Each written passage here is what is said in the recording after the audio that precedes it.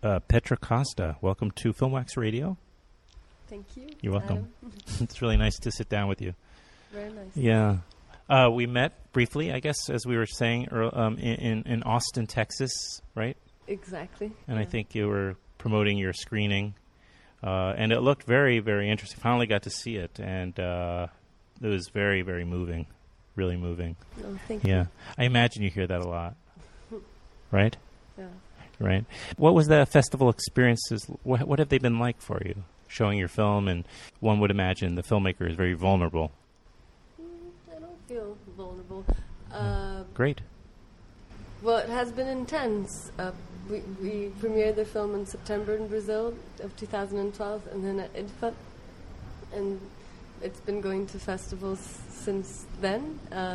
And it's really beautiful to see how different cultures resonate with the film and find sometimes their own inconsolable memories reflected in the screen, and come to talk to me about how their own experiences sometimes transform or get inspired by the experience shown in the film. South by was a particularly beautiful experience. I think they have a very precise curatorial eye. I really liked all the films that I saw then.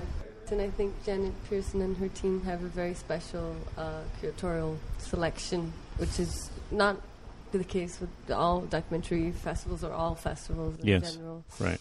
And yeah, so it was a very beautiful experience. And you mentioned being vulnerable, and no, I don't feel vulnerable. I guess I had moments of intense experience, and maybe you could call it vulnerability, in the process of making the film. Fair enough.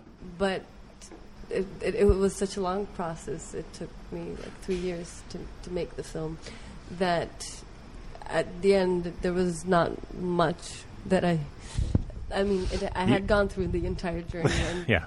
And I feel sometimes sorry for the audience who feels a little bit vulnerable. Yeah, I think all of a sudden you have to become the nurturer in a sense, because now you've brought this onto these people. You feel responsible for their emotional state after they've watched such an intense film. It's a very, very moving film. It looks as though you shot it all like on either, 16 millimeter or Super 8. 16. So it's, but quite a lot in 5D as well. Yeah. Looking for a less high definition, sharp image. It's really beautiful. Yeah.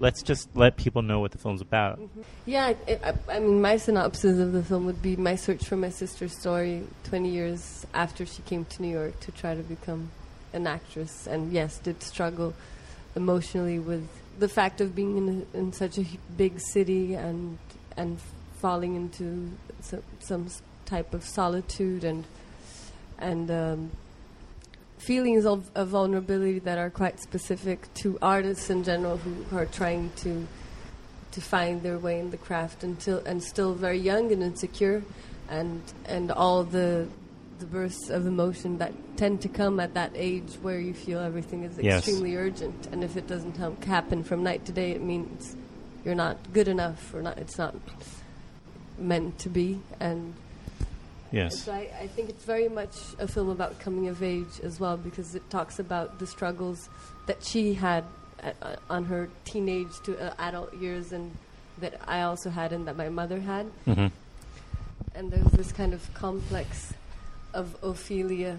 One thing your sister says, or maybe it's paraphrased a couple of times throughout, is that my life means nothing without art. And it's an incredibly a profound thing to say for such a young person, but also so it's obviously so honest and so true to her, and yet so unfortunate that she has such an intense feeling, because I don't know that it helps. It's like that level of intensity. I don't know if it helps ultimately. But to be an artist, you do need to be raw and open to experiences of pain and of sadness, as well as joy, and all those.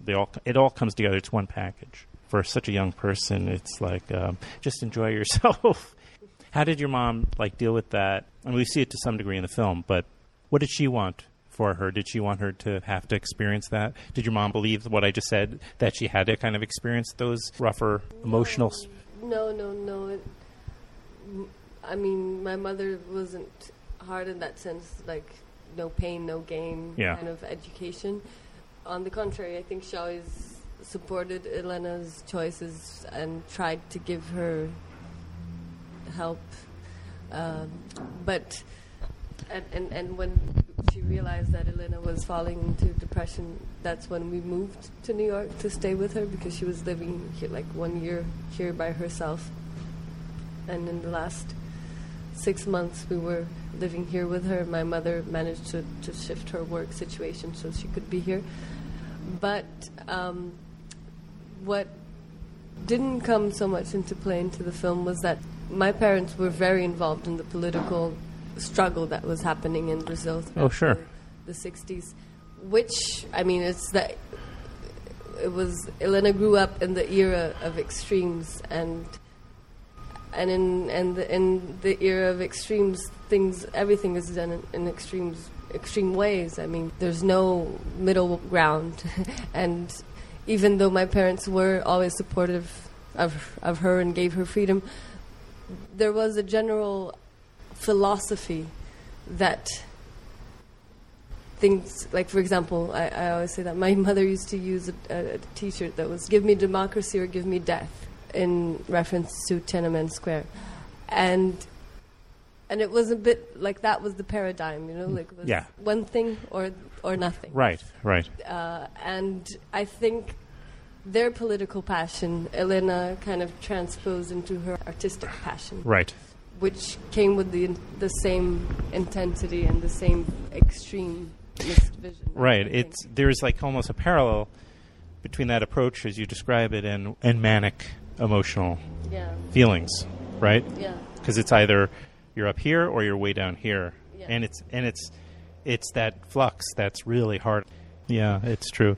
How old were you when your mom scooped you up and you moved to New York? 7. You were just 7 years old. 6 or 7. And then I turned 7 when I was here. And then you lived here consistently until when? After Elena. After she died, we moved back. You had to move, yeah. We moved like kind of immediately back. Yeah. When you were living here in that time, did you start to become aware of making films, or not making films rather, but of American films? Oh yeah.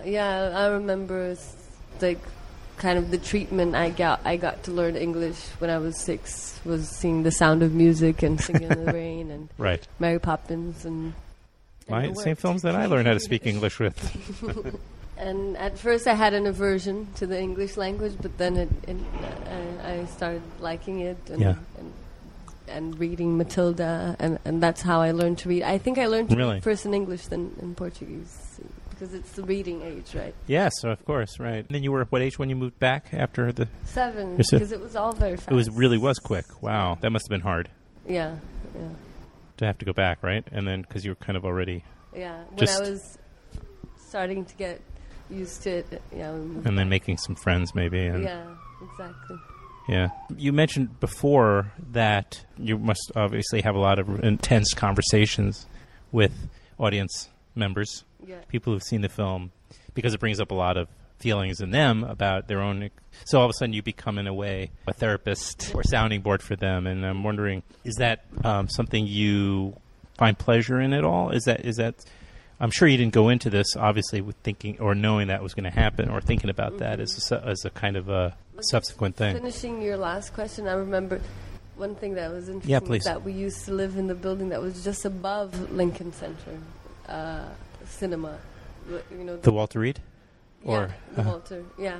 So we used to go to watch films like every night, or all the time. Yeah. All the time. Yeah, so it was a very intense, like, cinematic experience living here, even though it was just 7. Come on, finish your dinner. We're going downstairs. What year? Cinema Paradiso. Oh, okay. Yes, so it was like 90s, like 90. That was 93, 90. 99. 99. Oh, it was 1999? Yeah, 99. 1990, right? Yeah. Yeah, that makes 90. That makes sense. Yeah, I knew it was in the early 90s, that film. Yeah. But you're answering your other question. Yeah, sorry about that. No, I have kind of therapy. I'm trained in as a therapist. Oh, you are? In a therapy called somatic experiencing. What is it called? somatic experience of body. As in psychosomatic, right? Yeah.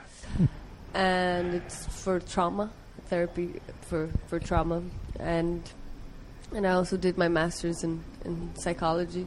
So I mean, and my master's was on trauma particularly.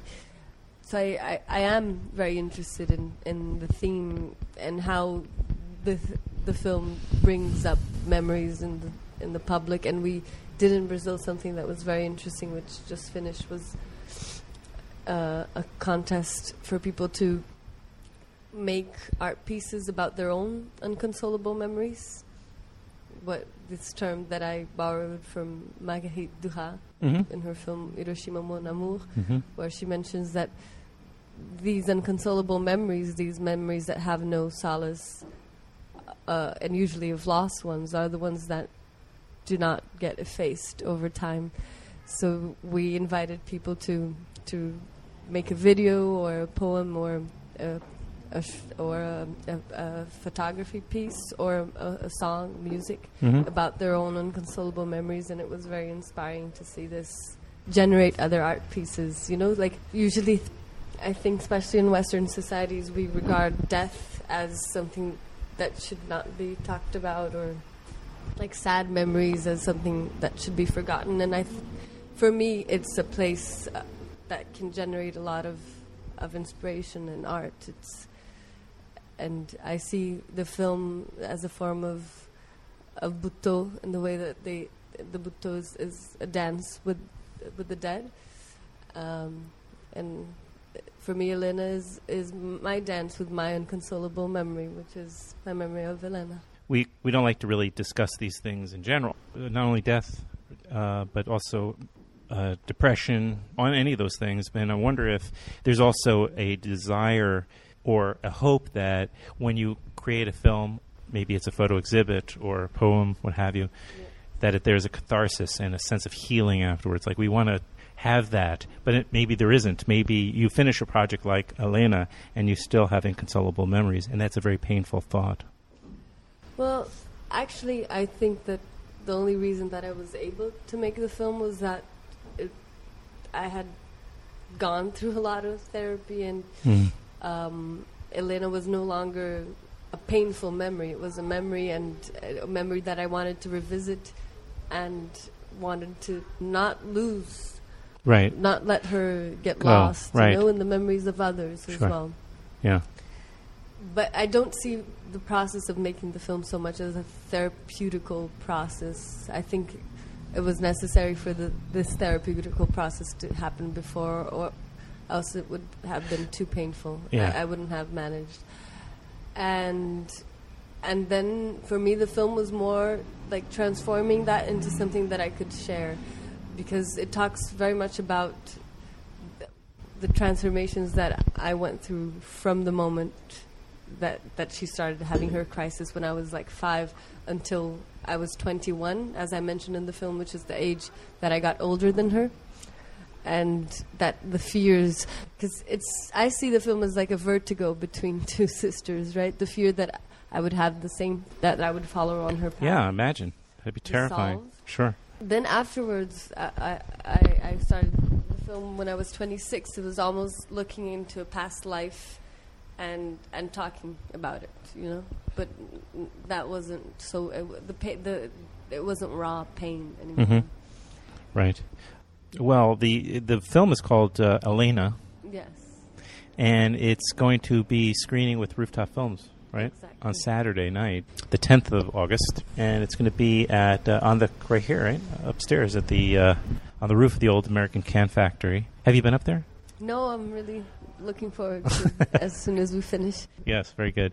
It should be spectacular to see it outside. I'm very excited to see the film in New York, for it to premiere in New York, and for it to premiere in an open space. I mean, I've heard about Rooftop since I came here for the first time as an adult in 2002, and it always seemed amazing to see films and interacting with the architecture of the city. And New York played a huge role in the film. It was true. It's the scenario, and it's the scenario that inspired me to make the film. It's an extremely cinematic city, And my process in the film was to come back to the city and kind of look through it, through its streets, through its buildings, kind of finding my memories from 20 years before in the midst of the city's scape.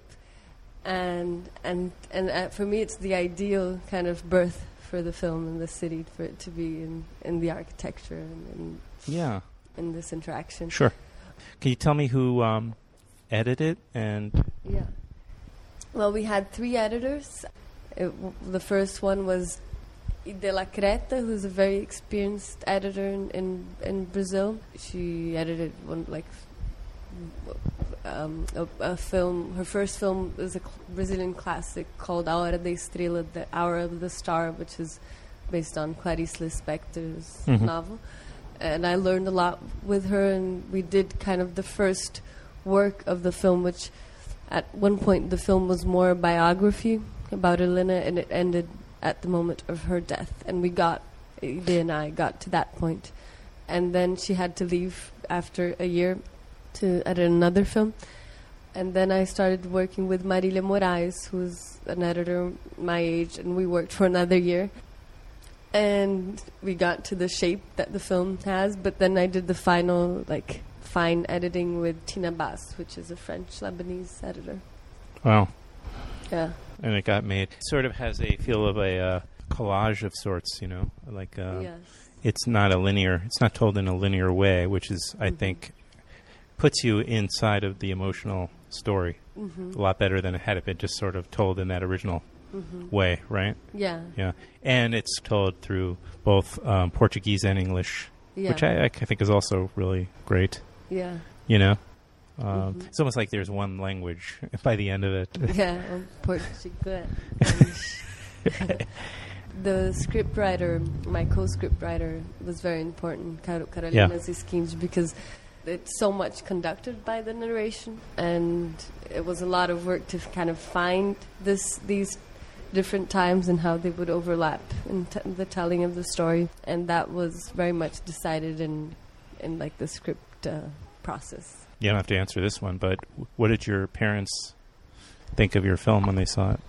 Yeah, they liked it. It's very tough for them to see it because all the archival footage, no one had ever seen that. Oh my! It was all forgotten, as most VHS tapes are. And why would they want? It would be. It's like, I don't even want to open the box. I don't want to look at that. That's too painful. Yeah. That kind of thing too. I would understand. But for them, it's been very pleasurable to see kind of the feedback that the film has been getting, like the resonance of the audience, because to feel that their experience and their pain has been embraced with so much empathy, which is what has been happening, especially since the theatrical release in Brazil, which was really beautiful. Like most documentaries don't go past 5,000 people in the box office, and we got to 50,000, which in terms of dollars, that's people. In terms of dollars, it's much more. But and it's the most seen documentary of the year so far, of 2013. And a lot of people have been writing about it in a very personal level, of how the film has made them think about their own life journeys. They've been very grateful for that. That's fantastic. Yeah. So it had a theatrical, and where was it? It was obviously it played in Rio. Yeah, in and many a few other cities. Towns. Number of them, all over. I lost the number because it kept shifting, but at least 20 cities. Wow, it's huge. Yeah, amazing. Yeah, and it's still in theaters. It's been already 3 months, and it's still amazing. Yeah, it's fantastic. Here, man, it's just can never happen. It's unfortunate. Yeah. I mean, it was when I grew up. Their movie could be around for months. If it was a great movie, it would be around for months. Now it's. Yeah. But anyway, will there be a theatrical? Is that something that's already planned? Yes, there will be. I mean, we're still in negotiation, but there's some promising distribution options coming. Yeah. Well, again, it's a pretty amazing film, and recommend it strongly. It's called Elena, by filmmaker Petra Costa. I guess I would say you are still a New Yorker, so Somewhat, yeah, because New York is Once a in very New York, generous always. city. Yeah, once you're here, we like to consider you one of our own forever. That's lovely. So yeah, and you should come and see it this Saturday night at in Gowanus, Brooklyn, on the roof of the Old American Can Factory. And I'm sure there are tickets still, so you can go to the web rooftopfilms.com and get tickets. Don't miss this great occasion to be outdoors on top of the roof watching Elena and meet Petra afterwards. Right? Thank you so much.